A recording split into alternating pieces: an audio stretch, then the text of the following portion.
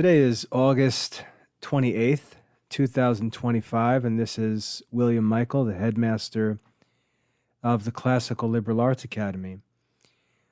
We're getting ready for the beginning of the fall term in the Academy, which starts on Monday, September 1st, which is Labor Day.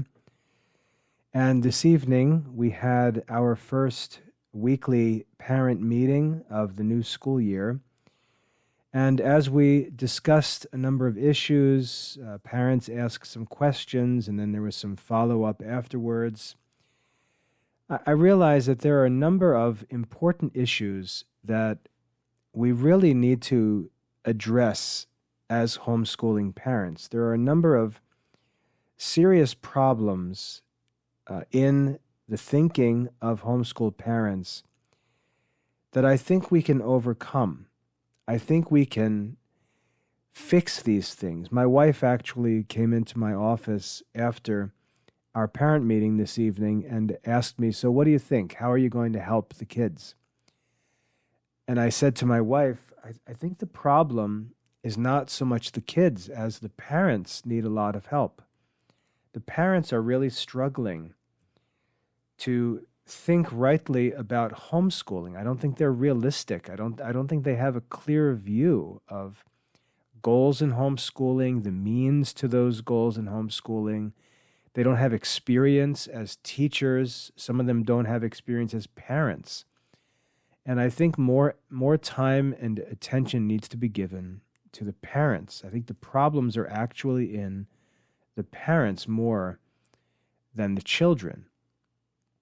And so tonight, what I'd like to do is share what I'm thinking when I say that. I'd like to talk about a number of different problems that I find are common in homeschooling parents, which are responsible for many of the faults and failures of homeschooling. And I hope you find this helpful because I think it can be freeing. I know that I've had to counsel myself through homeschooling over the years, and I've always turned to the Catholic faith and to the writings of the saints and doctors of the church and wise philosophers of the past. I've had to pick myself up by the bootstraps, as it were, through the years, and I've also had to help and support and encourage my wife as we've sought to give our children the best Catholic education we can. And I feel like the comfort or the consolation that I've enjoyed myself, that I've shared with my wife, that we've enjoyed together, I can share with others. And that's what I'd like to do tonight. So please listen along as I discuss these faults, problems with parent thinking in homeschooling, parent behavior in homeschooling.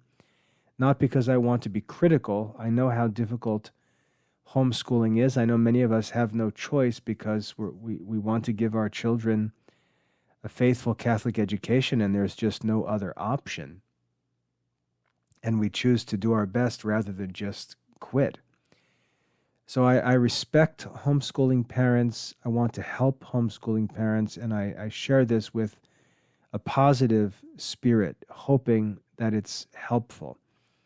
And knowing, at least in my own experience, that these ideas have been causes of trouble, and I've had to work to overcome them myself and help my wife overcome them as well. So let's walk through these things. There are 7 issues that I'd like to discuss. The first one is this. Parents are often eager to raise children who have a love of learning that the parents themselves don't actually have. Parents are often eager to raise children who have a love of learning that the parents themselves don't have. Now, when we look at the homeschooling crowd, it's usually a young crowd. The children are young, and the parents are also often young. And the reason why that's important is because parents can often pretend to be zealous for education when they're raising toddlers and elementary school children. But when their children begin to get into middle school years, teenage years, the children's studies become more difficult, and the parents can't fake it anymore. They can't pretend to be great lovers of learning because they're getting into the more challenging subjects of the high school curriculum, algebra. Hopefully they're getting into foreign languages and logic and composition and so on. The parents' basic knowledge begins to run out as they get into these higher subjects, and they just can't fake it anymore. And so they come to this point of a dilemma where they don't know what to do because they really can't help their children because they don't want to study. They haven't studied these subjects. They don't intend to study these subjects, and yet they're trying to make their children study these subjects. And this leads to all kinds of problems in homeschooling. We might just think simply and say, well, you can't give what you don't have. That's a Dominican principle. You can't give what you don't have.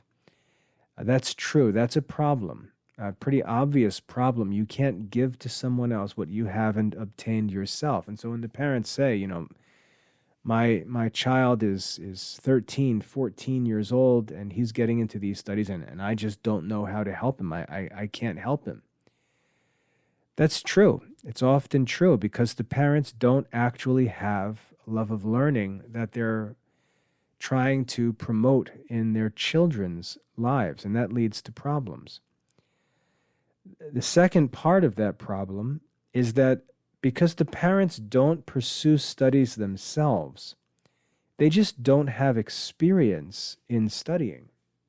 And I would argue that this is all that teaching really is. Teaching is really just sharing your experience as a student with those who are students. If I have studied very diligently to master subjects, earn high grades, and so on, I can help a younger student to learn not what the study consists of, but how to study it. I can tell him what I did. I can explain how I studied. I can share some tricks or some tips I learned or something someone shared with me, how to study, how to learn this subject, how to master the content.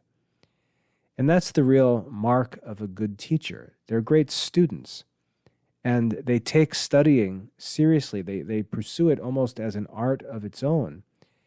And they're also able to help others learn, not by downloading the information into their brains or telling them everything that needs to be studied, but by helping them to understand how to study. And parents who don't have a real love of learning, they just don't have that experience. They don't know how to climb this mountain because they've never climbed it. So parents are often eager to raise children who have a love for learning that they don't actually have. Another part of that problem has to do with the parents' attempt to find a solution to the problem. So the parents know that they don't know the subjects, they don't know the content, they don't know how to study it, they don't know how to help their children. And so their solution is to think that what they need is a tutor of some kind. They need to find a tutor, pay money to a tutor who can help their child to study. And this isn't going to work. And there's a number of reasons why.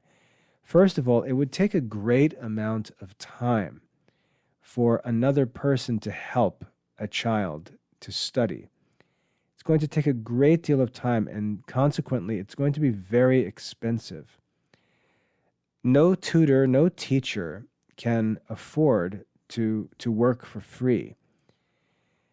Teachers are going to need to be paid, and the more highly skilled they are, the more knowledgeable, the more expert they are, the more valuable their time is going to be, and the more they're going to have to charge for tutoring services.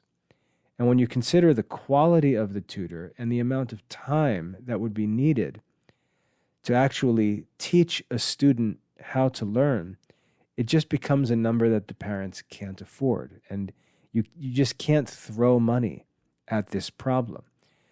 Think about our Lord's teaching when he said to first take the log out of your own eye so that you can see clearly and help your neighbor to remove the splinter out of his eye. Jesus didn't say, if you've got a big log stuck in your eye and you want to help remove the splinter from your neighbor's eye, to call another neighbor and pay him to help get the splinter out of your neighbor's eye. The teaching, which is more perfect than that, shortcut, that attempt to get around the real problem, the real solution is to take the log out of your own eye. And Jesus says, importantly, I think, then you will be able to see clearly, and you can help to remove the splinter from your brother's eye. So there's a benefit to eliminating your problem and getting the log out of your eye. It actually gives you the ability to make good decisions regarding the education of your children. You can't just throw money at the problem. You won't even know where to throw that money. You won't even know what the tutor is supposed to do. You won't be able to evaluate the quality of the tutor, and so on. So if you want your children to have a love of learning, the only way that that's going to happen is that you're going to pursue that learning yourself and share your love of learning with your children. There's no other way. So that's the first problem, this idea that you're going to give to your children something that you yourself don't have, or cause them to value something that they see you yourself not valuing. We can get away with that during their early years when most people seem to love homeschooling, but when the kids start to get into more difficult subjects, we see the educational level of their parents begin to run out. And the parents have no interest in studying to learn those more challenging subjects, and the homeschool endeavor dies. But it's the parents' fault for not having a true love of learning. That's the first problem. Secondly, because parents don't have experience, and because they don't spend time thinking about the things that they say or do, they don't spend time examining their thoughts about their children, about education, they're often eager to expect fruits at improper times. They're often eager to expect fruits at improper times. One of the greatest benefits of experience is just learning how to budget one's time and expectations, when to expect certain things, and so on. A farmer, for example, he knows what the cycle of seasons feels like. He knows what it feels like to plant in the spring. He knows what it feels like to cultivate the crops and to keep things under control through the summer.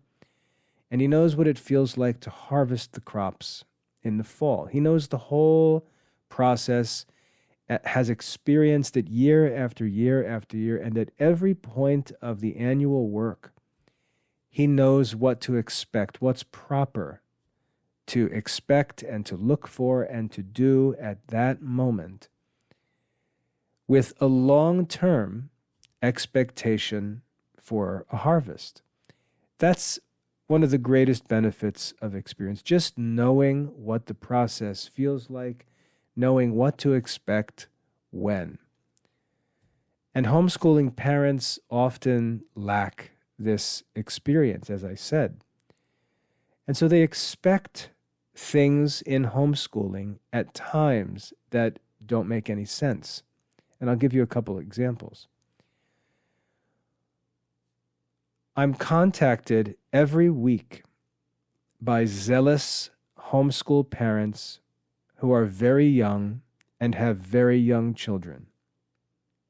I'll get emails like, my Wife and I are planning to homeschool our children. Our oldest child is only 3 years old, but we'd like to begin, preparing for the child's homeschooling. And what that means is they would like to begin gathering materials that the child is going to study. The child's 3 years old, 4 years old, 5 years old, and so on. The problem with this is that the parents aren't asking what's proper for a 3-year-old, 4-year-old, 8-year-old. And I'm not talking about content. I'm talking about activity. What's the priority in activity for a 3, 4, 5-year-old child? And when you look at the things that the parent is planning to do, you'll see that they don't make any sense. The Catholic Church teaches that the age of reason comes in at about 7 or 8 years old. The age of reason, when we really can begin to learn. Before that, it's really just memorization. It's like teaching dog tricks, Do this, Tommy, and I'll give you a treat. Don't do that, Tommy, or I'll give you a whack. We treat toddlers and train young children, younger than age 7, as if they were puppies learning how to behave with rewards and punishments. That's really not learning. Real learning, academic learning, really doesn't begin until children reach the age of reason. And then they develop the faculty of reasoning to a point where they can actually begin to succeed in formal studies. So it doesn't matter how zealous you are when your child is 3 or 4 or 5 years old. You can't force something or expect something at a time that's not fitting. And this is what many homeschool parents do. They're looking for the fruits of reason before the age of reason. And they've got to learn to wait and to make use of the present time to do things that are fitting for that time. And I always tell parents, the most important thing for you to do is just to establish a good habit of life, a good culture, a good routine. Make sure your child is growing and is healthy. Make sure the house is clean and safe. Make sure you've got a daily schedule that your family follows. Make sure that you're developing an environment that's conducive to learning. You're preparing everything for this child because you really can't start preparing the child yet. So you focus on the environment, get things ready, get the house in order, and so on. Another example will be to have children who are 8, 9, 10, 11 years old pushed into challenging studies that require a lot of physical work. I tell students and parents that study is a physical activity. It's a physical activity. You should be changing positions, reading out loud, writing, memorizing, reciting things out loud. It should be a physical activity. And it's a very challenging physical activity. It consumes a great deal of energy, the work of study. And often parents look to have children engage in that work when they're simply too young. When kids get into puberty, when they get into their teenage years, hormones kick in and they develop strength. They actually become physically bigger and stronger. They have greater endurance. They're able to do more physical work and handle greater physical and mental demands. And that strength that comes in the puberty years and after the puberty years is where the bulk of their academic work is going to be done. It's going to be done in those years of strength and not before. In my family, my sons are very athletic. They all want to pursue military careers, and we'll often have a 17-year-old son, for example, or 16-year-old son who's bragging about how much he can bench, how much he can squat, how fast he can run, picking on his younger brothers and sisters who are these stringy little beans. And I usually have to step in and say, relax, because, you've hit puberty and you've got testosterone flowing and they're just not there yet. You were like them 3 years ago. And, your strength now is not so much owed to your toughness or your workouts as it is your development, your natural maturation or physical development. And you just see the difference between the 12-year-old boy and the 17-year-old boy. I remember when I played baseball, when I was 13 years old, we moved from the major leagues in Little League up to the Pony League. And in the Pony League, or the Babe Ruth League, some places call it, when you're 13 years old, you get bumped up into the highest level of play, and the age group is 13 to 17. And so as a 13-year-old, you're barely getting into puberty, and you're playing against boys who might be driving to the game, guys with beards. And so it's a shock to be a 13-year-old playing in the Pony League and having to face kids who are varsity high school baseball players. The difference is so great, and that difference is not just a difference in talent or a difference in work ethic, it's a difference in development. It's just a very bizarre league to play in because players are at opposite sides of this phase of development.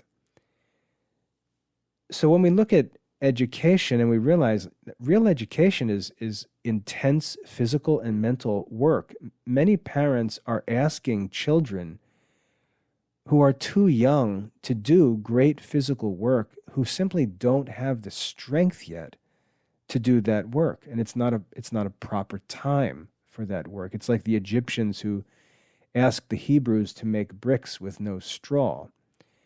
They just don't have the resources to be able to do that work. And you've just got to be patient as a parent and really not expect a great deal out of them at that time in terms of work, but focus on other things that are fitting to work on during that phase of life, getting them ready for those years when their strength is going to kick in.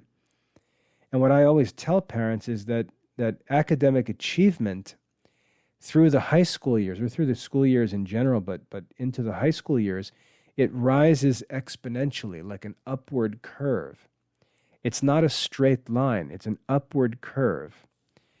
And what happens is if you get things right early on, that curve begins to turn upwards when the kids are 12 or 13 years old. And then if you have everything heading in the right direction, that achievement really begins to kick up during their last 3 years of schooling, their sophomore, junior, and senior year, because everything's in place, everything has been organized, everything has been provided, they've been disciplined by an orderly schedule, they have good habits, their parents have worked to keep them free from bad habits, not bad behavior, but bad habits.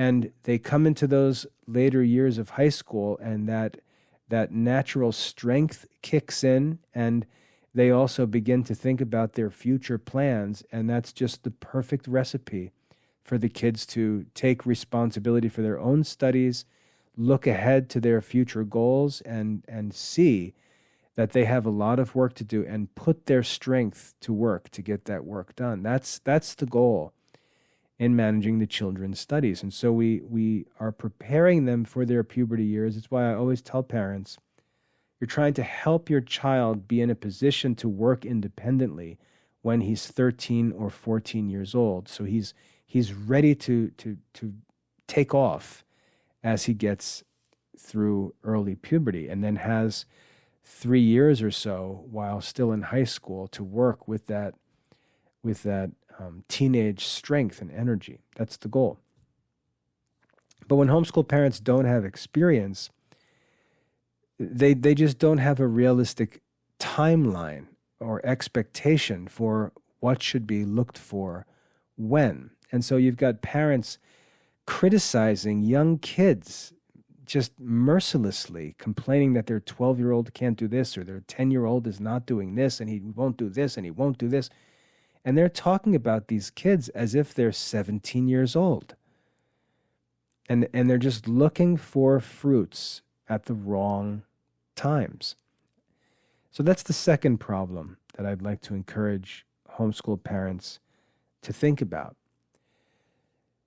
The third problem is that parents are often eager to judge their children's progress, let's say in grade level studies, so modern secular school standards. They're eager to judge their children's progress relative to their peers.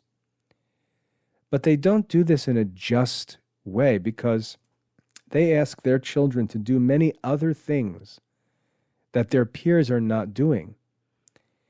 And then they just compare, let's say, standardized test scores, and they see that their children may be a little lower in their grade level test scores than their peers, and they begin to have negative thoughts about their child's intellect or learning or ability or progress and so on. They judge them relative to peers who are not doing all of the things that their children are doing. For example, in our family, we live out in the country. So there are times of the years when the kids have farm work to do. And I'm not talking about active farming or raising livestock and things like that. I'm talking about just farm maintenance work. We've got work to do on the farm. And so our kids are going to be out helping me or doing tasks to get things done, doing things their mother sends them out to do. There's work to do. It's a busy time. Kids living in a suburb, going to a suburban public school, they don't have those things to do. And so they have nothing to do but complete their schoolwork, complete their lessons, and keep moving forward with grade level activities. Whereas our kids are doing other chores that are good for them, that develop their health and strength, get them skills, and so on.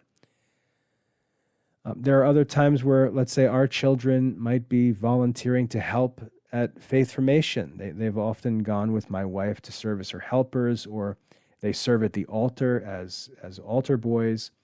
So they're doing things that their peers are not necessarily doing, or going and helping my parents and just, helping their grandparents to get chores done or cut the grass or clean up or take out garbage or whatever.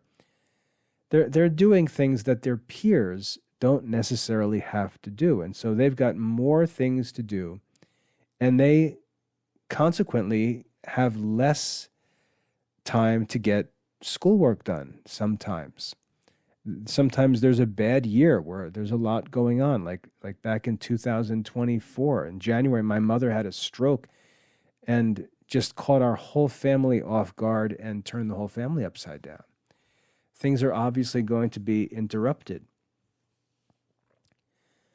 So to turn on the children at a time like that, at the end of the school year, when we know there have been interruptions or disruptions to their studies, or they've been doing other things, and then to hold up their test scores or whatever and just compare them to their peers with no respect for the other things that we've asked the kids to do, or that the kids have been doing that are part of their Catholic life, part of their family or community life.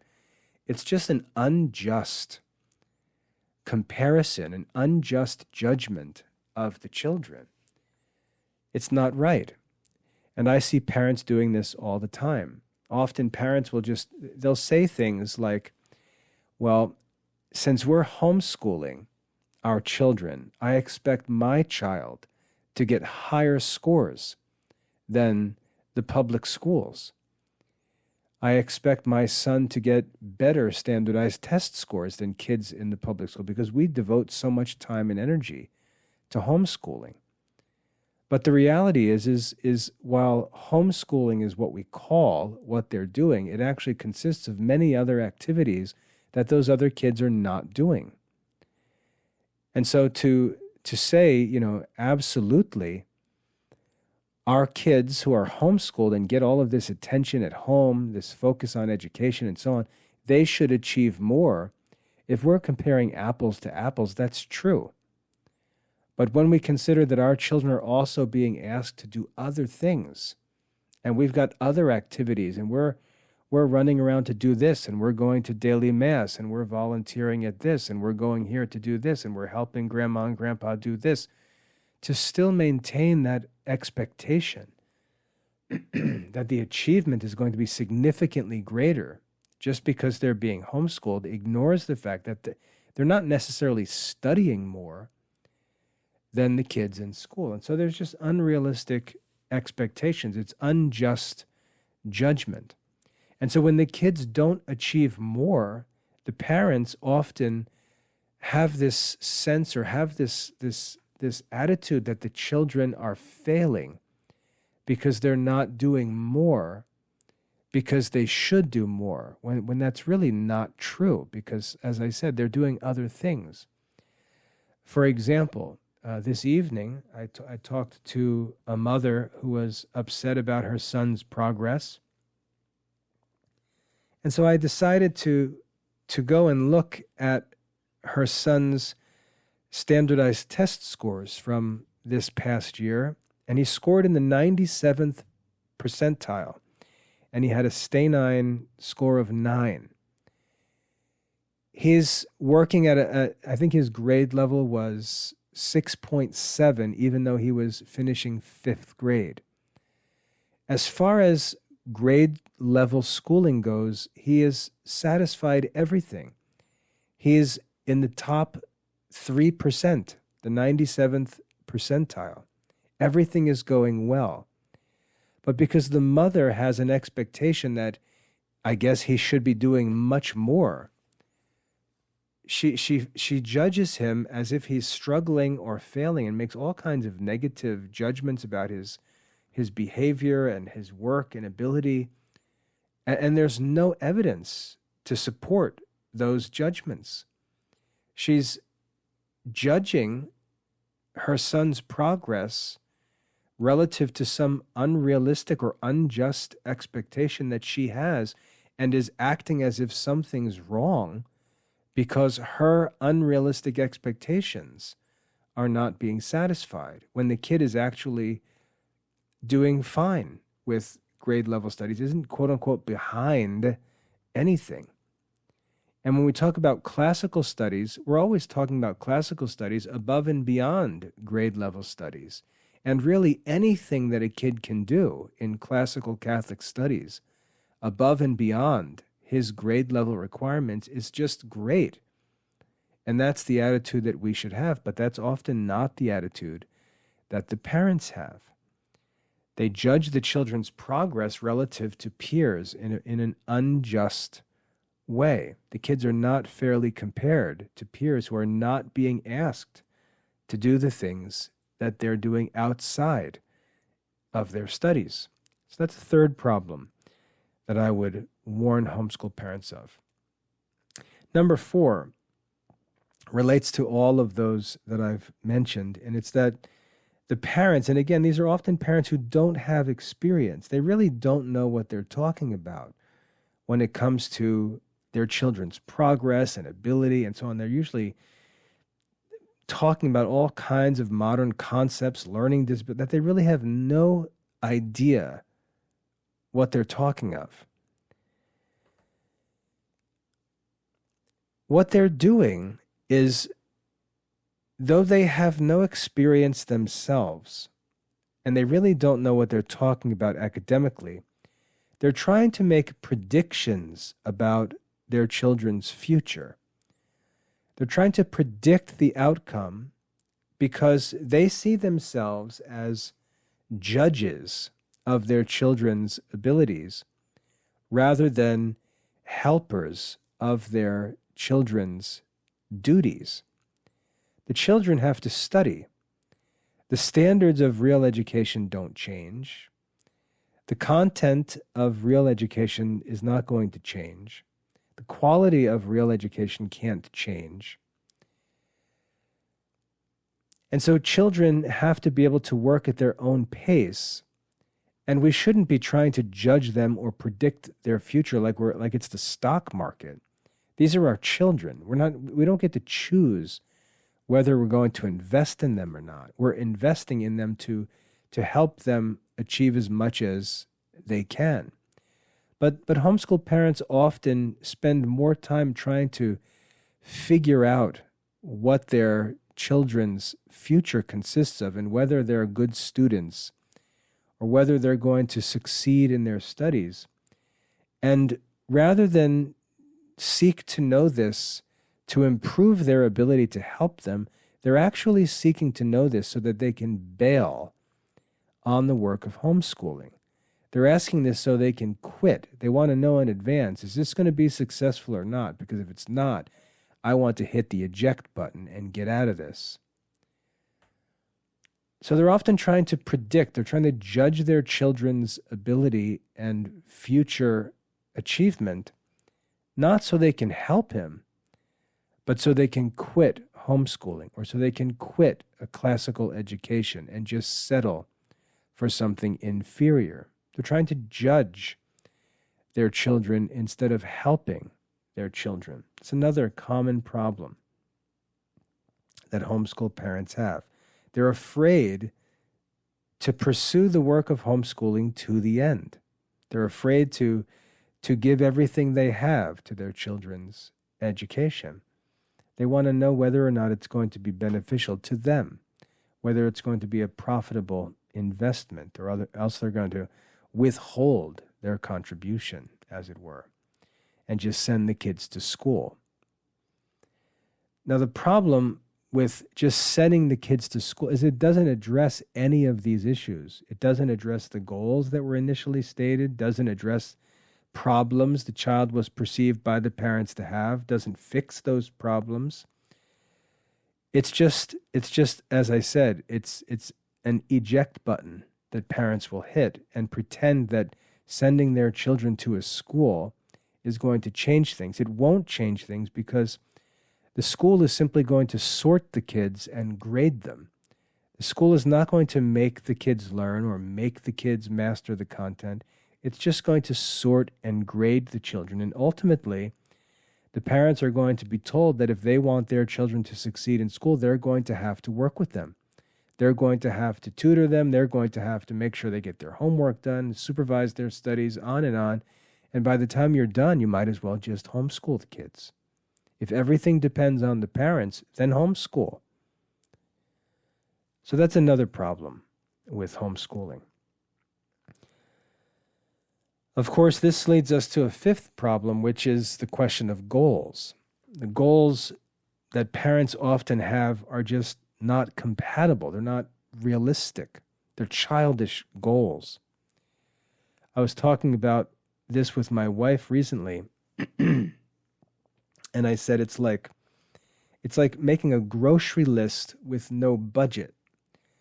You know, how do you decide what you're going to buy at the grocery store if you don't consider the budget? We can just go through the aisles and say, would you like some orange juice? Yes, great, let's get it. Would you like some steaks? Sure, get them. How about some eggs? Yeah, get a couple dozen. How about some chocolate milk? Yeah, get that.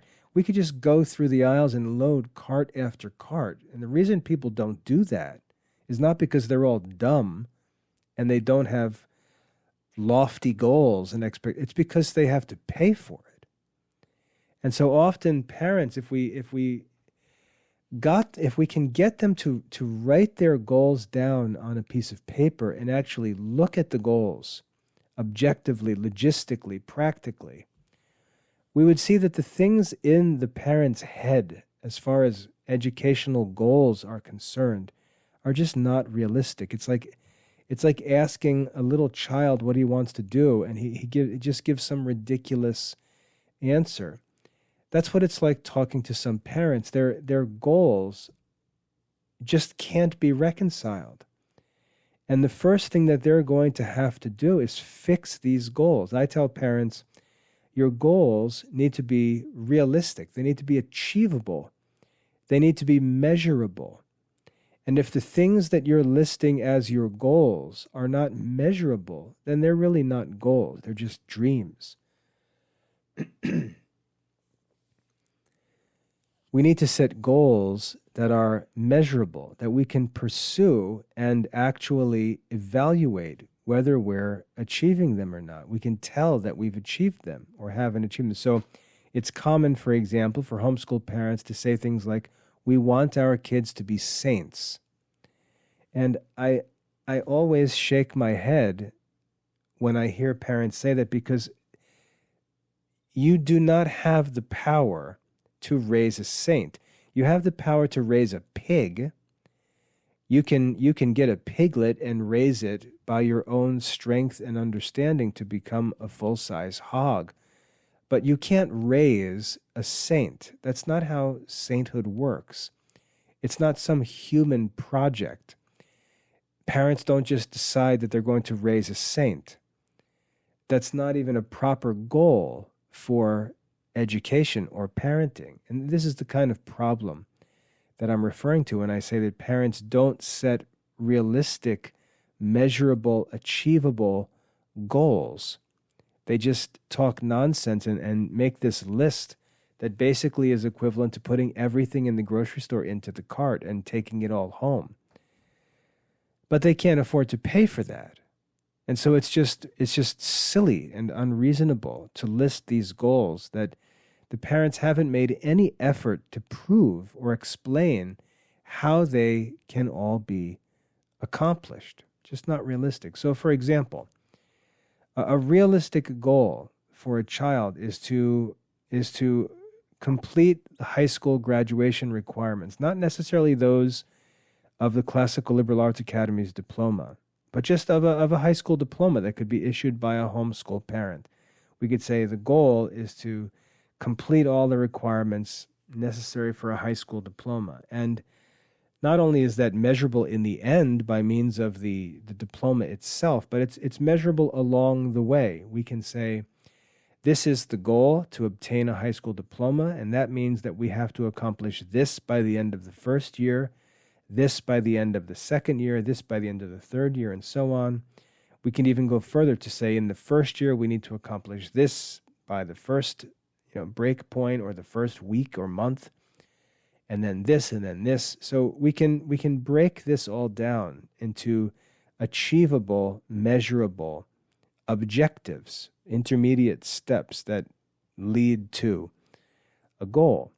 But most homeschool parents don't really have a clear understanding of goals, objectives, and tasks. They just have crazy dreams of what they want their children to be, but no realistic plan for the means of how they're going to achieve that.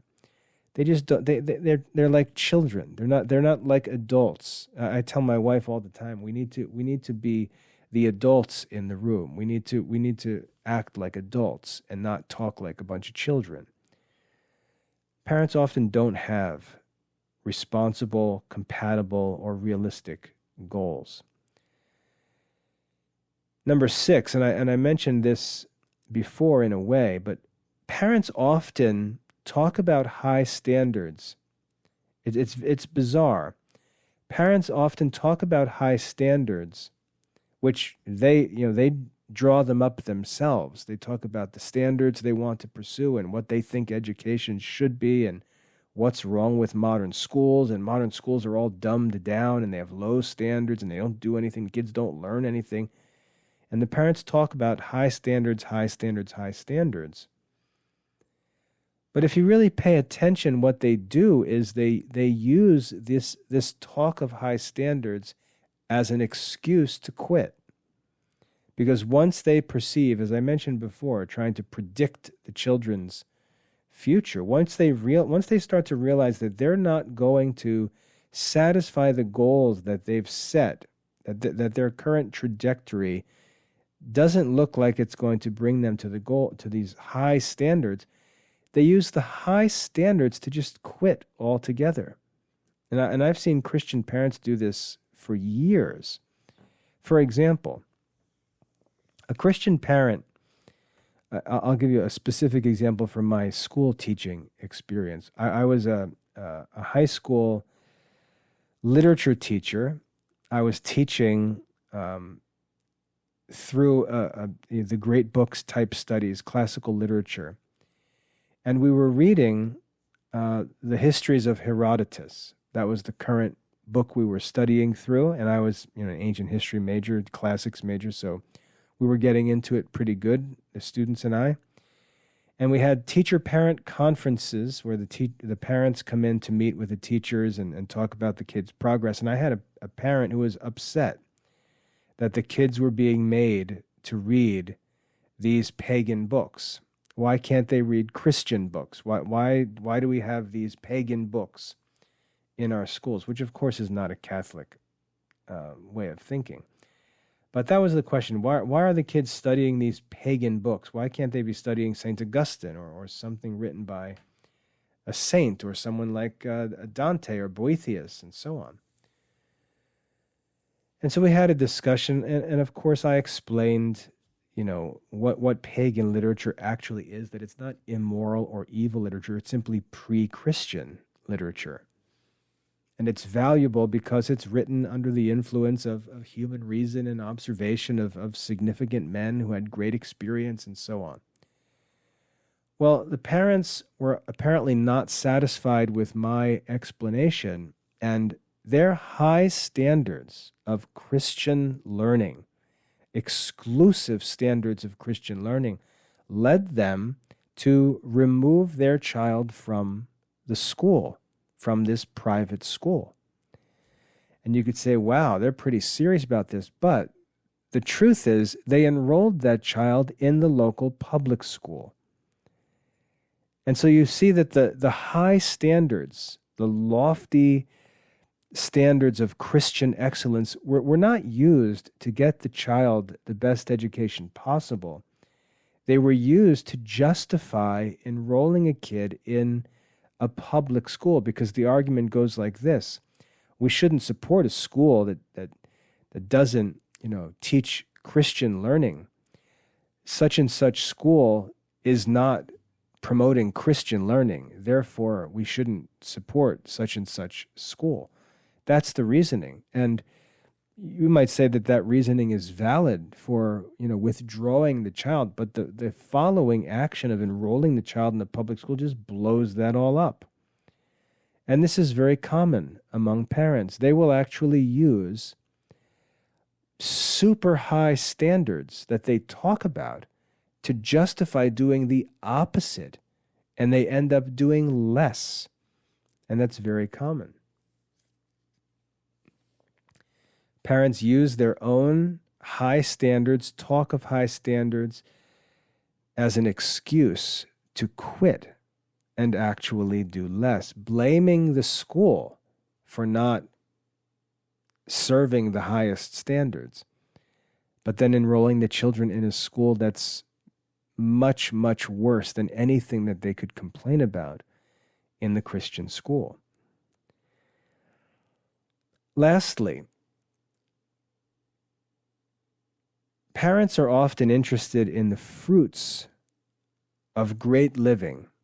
They love to talk about all of the lives of the saints and all the great things that the saints have done. And they love to talk about all the things that they want to do and all the things that they want to achieve and all the things that they're going to pursue and accomplish as homeschooling families. They talk up this great story of all that they're going to do. But they have no realistic expectation or readiness for the costs of those great things. They have no realistic expectation of the costs of the things they talk about. The reason why I homeschool my own children is because I want my children to enjoy the benefits that homeschooling has to offer. My children are blessed as the children of two teachers as their parents.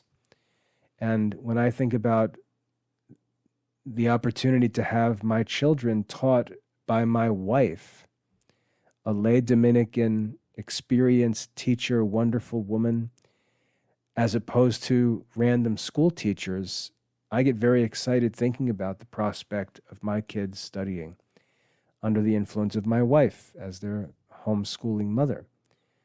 So I want my kids to enjoy the benefits of that opportunity. However, I need to make that opportunity available to them. I need to provide for my wife and children everything that they need. I need to provide my children with my wife.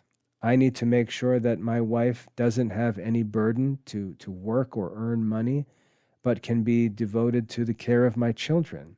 I can provide that for them, and I've got to do it for many years. My oldest child was born in 2000, so let's say his homeschooling started when he was 5 years old or so. That would be 2005. Well, we've still got 7 or 8 years to go in homeschooling.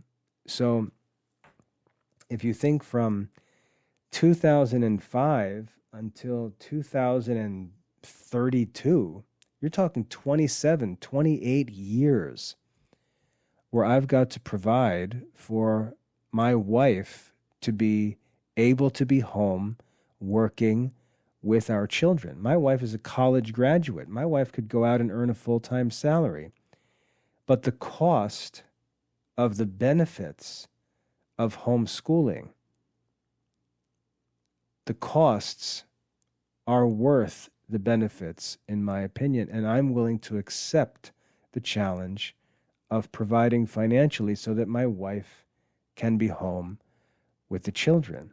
I'm willing to provide them with whatever they need. I'm willing to provide them with resources they need. If they need computers, or if they need study materials, or if they need equipment for their homeschool work, if I need to pay to have someone come and do chores so my wife can focus on homeschooling, that's what we'll need to do.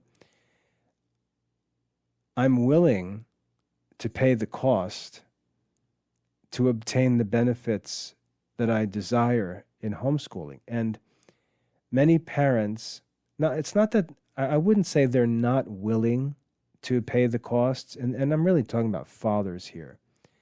It's not that they're not willing to pay the cost, it's that they really don't have a realistic estimation of the costs that the benefits of homeschooling will require of them. They really don't have a realistic expectation. And so the fathers, it's primarily financial. They've got to put money on the table to make mom available to the children. They've got to gift their children mom for the sake of homeschooling. And that's a great burden that a father has to bear. I often hear fathers talking about how they want to spend time with their kids because they're going to homeschool and they're going to work. And it's just such a backwards idea. And we even often hear about women going to work. Like it just gets very wacky very fast. And it's very common where the men almost want to play school with the children instead of work and provide so that the mother can actually work to homeschool the children. It's a strange thing, but men have to be willing to accept that cost. They have to have a realistic estimation of what that cost is going to be, and then provide it for a long time. Likewise, women will also go into homeschooling with all kinds of lofty talk of the benefits of homeschooling and all that their children are going to gain, and the mothers often don't have a realistic expectation of the toil that's going to be required of them, of the work, of the sacrifice, of the mental discipline that's going to be needed of them to realize those benefits in homeschooling. It's a very noble undertaking, I should say. And it comes at a very great price. The things that you're talking about, raising your children in the Catholic faith, giving your children a classical education, leading your children through all of these subjects and studies to obtain all of these skills and all of this knowledge, you're talking about historically extraordinary achievements and benefits. And yet when we talk about the expected costs that you associate with those benefits, it's just not a realistic expectation. Many homeschool mothers think they're going to just sort of coast easy like the other ladies in the development. Whereas you've undertaken the work of homeschooling, of taking full responsibility for the education of your children. And many fathers and mothers see this as a way of paying less, as if it's cheaper than private schooling, or doing less, as if it's less stressful or less time consuming than bringing kids back and forth to school and helping kids with homework and so on. And the expectations of the costs, of the benefits of homeschooling are just not realistic. They want the benefits, but they don't accept the costs, and they often point at the children and suggest that the children who are not provided with all that they need for the desired benefits are the causes of the failure. And it's unfortunate for the kids. So these are the problems that I wanted to discuss while they're all fresh on my mind. And I would like to warn homeschooling parents to listen to the advice of older, experienced parents.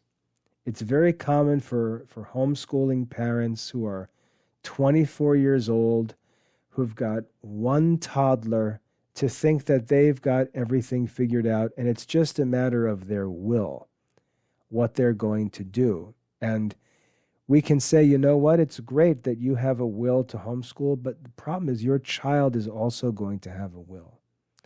And it's not as simple as you think it's going to be. And you're not a free bird who just gets to do whatever you want for the next 20 years. You have no idea what's going to happen in your life as a family over the next 20 to 25 years. And older, experienced parents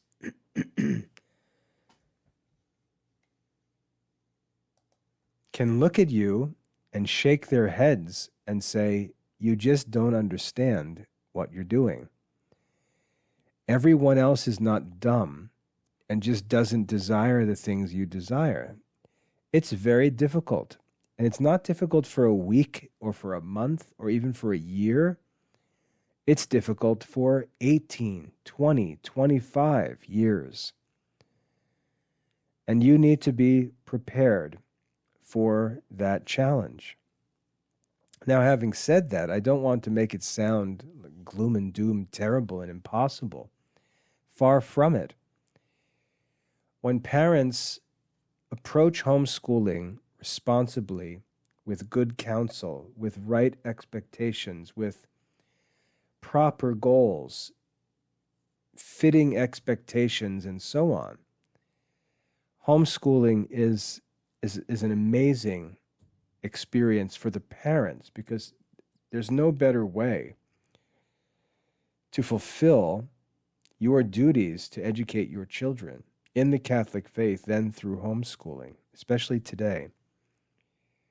It's an extremely satisfying and extremely rewarding decision to homeschool your children if you work through it with perseverance and with prudence. Very rewarding. The timeline is not what you're likely going to expect it to be. Your children are going to continue to need direction and teaching and a good example for much longer than their school years, into their adult years. They're going to need you as a mentor, as a counselor, as one who admonishes them when they sin, and so on. That relationship is going to continue through their 20s into their 30s and maybe through the rest of their lives. And you need to be willing to work through it until the end. And if you have that attitude, I would argue that you'll find it largely successful. Not necessarily perfectly successful. Your children all have their own free will. They're going to make their own decisions. Judas chose to betray our Lord and kill himself, even though he had Jesus for his teacher. You're not going to be a better teacher than Jesus. And it's not guaranteed that your children are all going to become saints, as silly talk goes. But your duties as a parent are objective, and they don't change. And going to bed at night when you're 40, 45, 50, 55 years old, knowing that you've fulfilled your duties to your children is a source of incredible peace and satisfaction. And you can only enjoy that peace if you're willing to do the work, to pay the price, to run that race. So it's a great life. It's a noble, a heroic undertaking. I always tell parents that. It's a heroic undertaking. You have to respect it. You have to count the costs. And you've got to persevere to the end. Like the Psalm says, those who sow in tears will reap in joy. If you're not going to persevere in the work, you're going to deny yourself the opportunity to reap the fruits. And there's nothing that I would love more than to see you reap those fruits, because my wife and I have experienced it to a degree. And the satisfaction, the gratitude in us to the Lord for all his help through the years, for the opportunity to do these things, it's very, very satisfying, not just for the children, but for our marriage. For my wife and I to be able to look at each other and know what we committed to, and know what we've worked to do for our children, know what we've persevered through, and to look at the fruits of it and be able to enjoy the satisfaction of those fruits. It's a feeling of satisfaction that I'm not sure that there's anything more satisfying in this life than to know objectively that you did your duty as parents and you persevered to the end. Because many times we're asked to do things for our children that really require gospel power. I mean, we're literally called in many cases to bless those who curse us in our relationship with our children, to love our enemies. I always tease my kids and say, I'll always love you because Jesus told me to love my enemies. You know, we say that as a joke, but there are times where we've got to practice the highest things of the Christian life in our relationship with our children. And to be able to look back and know that you did that, and to see how things work out in God's providence over time, there's just, I'm not sure if there's any more satisfying feeling than to be able to enjoy that when you get into your older years. So I told you I wanted to criticize homeschooling parents, but I wanted to do so with the intention to help. And I hope that you find that helpful. God bless.